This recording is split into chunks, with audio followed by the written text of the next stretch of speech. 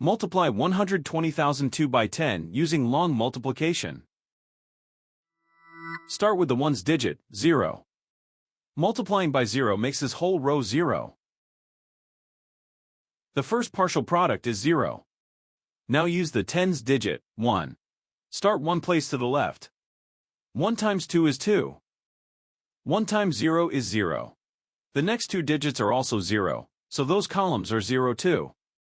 1 times 2 is 2. 1 times 1 is 1.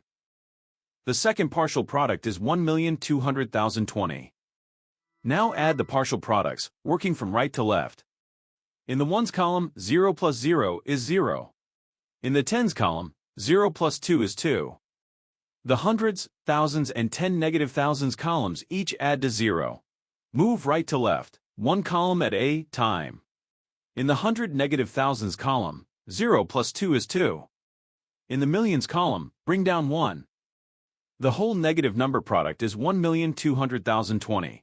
So 120,002 times 10 is 1,200,020.